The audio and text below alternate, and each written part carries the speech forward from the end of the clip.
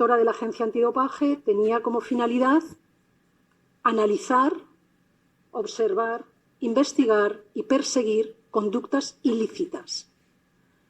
Como directora general de Deportes, tenía como finalidad analizar, observar, dirigir aquellos aspectos que el derecho público establece sobre las organizaciones deportivas, sobre los deportistas y sobre la práctica del derecho.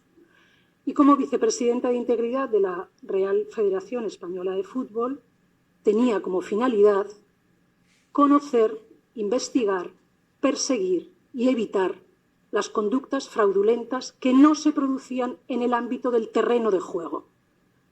Yo no tenía como finalidad la disciplina deportiva, sino precisamente aquellas cuestiones que fuera de los códigos normativos propios, en este caso del fútbol, exigían alguna labor de control. Y la pregunta es ¿por qué? ¿Las leyes no eran suficientes? ¿La ley del deporte o las normas que regulaban las federaciones no eran suficientes para que tuviera que haber instancias que se ocuparan de algo tan etéreo como el buen gobierno?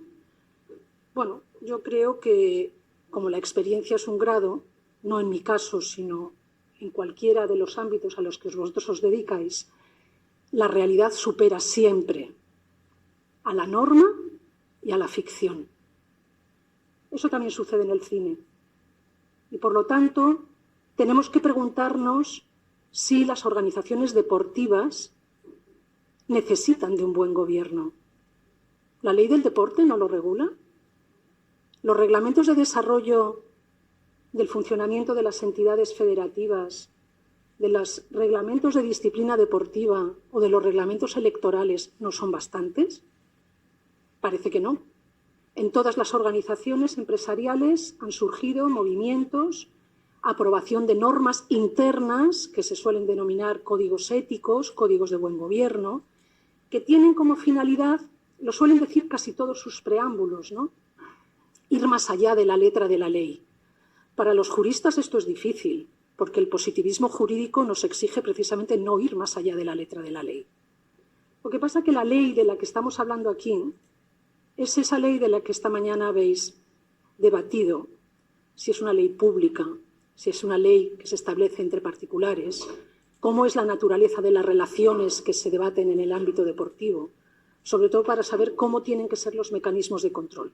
En definitiva, no hay norma que valga para algo si no tiene un mecanismo de reacción.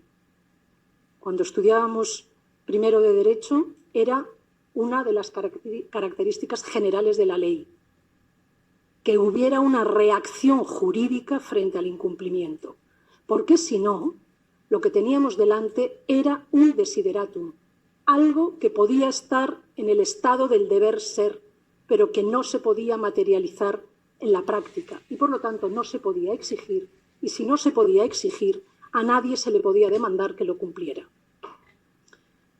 Los códigos éticos o estos códigos de buen gobierno o estas normas, vamos a decirlo sin ambajes, que en tantas ocasiones no son más que un trampantojo que se prestan ante el público, se presentan ante el público con la finalidad de decir que cumplimos los estándares internacionales, los compromisos adquiridos por las organizaciones internacionales o bien las modernas normas que rigen las organizaciones internacionales en cualquier ámbito, en el ámbito empresarial, en el ámbito deportivo, en el ámbito de las instituciones públicas. Una vez más, porque creemos que la norma no es bastante, que necesitamos algo más. A lo mejor no queremos cumplir la norma y necesitamos algo más. A lo mejor tenemos que replantearnos por qué se necesitan los códigos de buen gobierno y no se aplican simplemente las leyes. O por qué no se exige el cumplimiento de las leyes por parte de aquellos que tienen como finalidad velar por la organización deportiva o por la organización empresarial. Enlaza